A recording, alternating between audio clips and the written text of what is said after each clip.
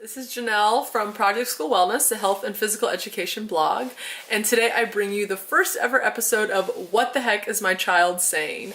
And this is basically a tutorial on language of middle schoolers, high schoolers, college students today, and a tutorial for teachers and parents to help understand what their kids are saying. I hope that this tutorial is helpful, maybe a little entertaining. Hope it helps you be able to better communicate, or maybe not communicate, but better understand how your children or your students are communicating with one another. So we're gonna just start at the beginning. Well, for my research, today I spent lunch with a group of 7th and 8th graders, and then after school with some 7th grade girls as they were sharing more information with me about how they communicate, and they're pretty into it and they were excited that I was gonna make a blog. They even wanted to make a guest appearance, so maybe that will be for future episodes. So let's start at the beginning. Basically, first thing to know is that kids pretty much communicate just on Snapchat. Like, that is their #1 source of communication. They don't call each other for sure. They're barely texting each other. They maybe are FaceTiming. I'm not 100, I didn't ask about that, but Snapchat is like the #1 way to communicate. #1 social media for kids. Well, not just kids, teenagers, college students. It's just the amount that it's being used is just insane, and in a lot of ways pretty fascinating. So basically on Snapchat, you have some options. You can post a video or a photo to your story, and that's like your timeline or your Facebook wall, kind of similar to that, except it only stays there for 24 hours, and then anyone that follows you, or if you're if you're a public account, and anybody can see it, I believe.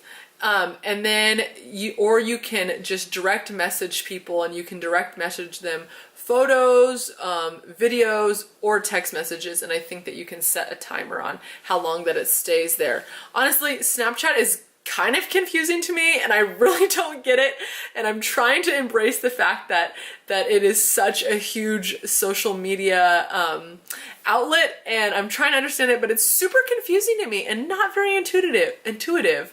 And so as I'm trying to figure it out better, I'm trying to have some students help me, actually. They're like my little tutorials. I teach them about living healthy, and they teach me about Snapchat. Anyway, so if a kid talks about my story, that's like their own wall. They're talking about someone else's story. It could be the story, like, you know, oh, I saw that on the kid's story. So maybe they saw a video on another kid's story that they were out somewhere, that something happened to them. Next, I want to talk about how they greet each other, how they talk to each other.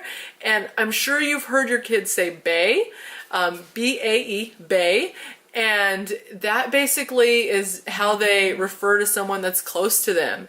And so it could be like their baby or their boyfriend, girlfriend, whatever, but really it's like anybody who's close to them. It could be their best friend. Basically it's replaced like the BFF or bestie, and they just say bae. A student also told me today that bae could stand for before anyone else, so that kind of shows you like the nature of the term bae. It's just like my really good friend or someone close to me. Or they might use it like as a joke, like if someone has a crush on somebody, like, oh, that's my bae.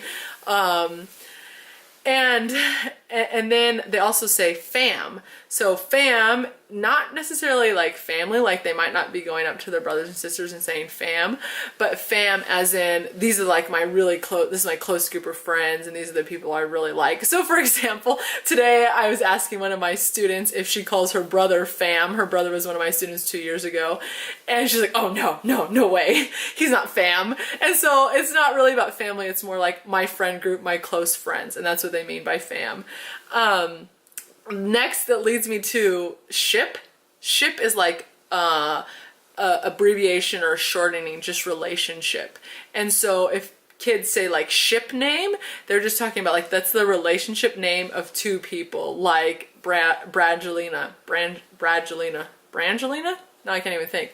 Brangelina. Or like my husband and I'm Janelle, my husband's Kyle, so it could be like Kynell. And that would be our ship name. And so that's what kids say. They make ship names for people that either are together or they think they should be together. And then like that, like people that they think should be together, like I ship them, they'll say, I ship them. Like, I think those two people should be together, like in a relationship. I ship them. I don't know. This is crazy. It's funny, but this is really what they're saying. Like, I'm not making this up. The kids, they're telling me all about this today, which I think is just so funny. So then connected to the I ship them and thinking that like two people should be together, there's OTP. OTP.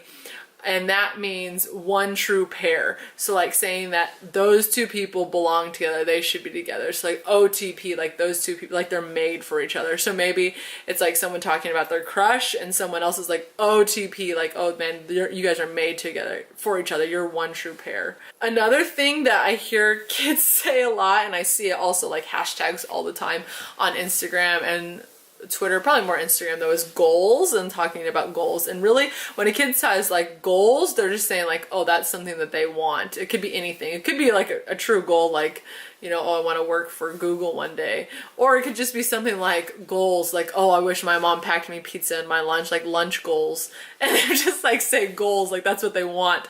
So they might say, they might just say goals, or they might say relationship goals, like that they see a couple or they see two people and they're like, oh, that's relationship goals, like I want to be like that. So sometimes students will comment that on my Instagram pictures with my husband. They'll put like, oh, relationship goals, like they want to, like their goal, their relationship goal in life is to be like whatever's happening in the picture.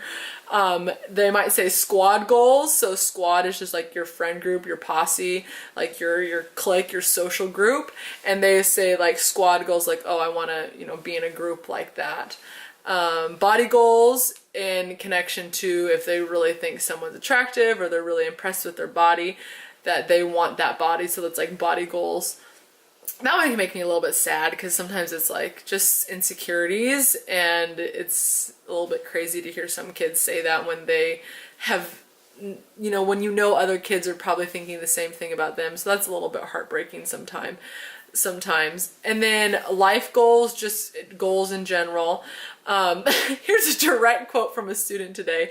You and your husband are goals. So another big thing is like this whole different way of complimenting people and what they say and how they say it. So like if someone says like lit, like that's really nice, like they're like really impressed with that, or like they really like that. And like kind of connected to that might be flame emoji or fire emoji, and that just means like hot, lit, like that is just like, ooh, that's so good, it's like perfect, and they're like super impressed with it.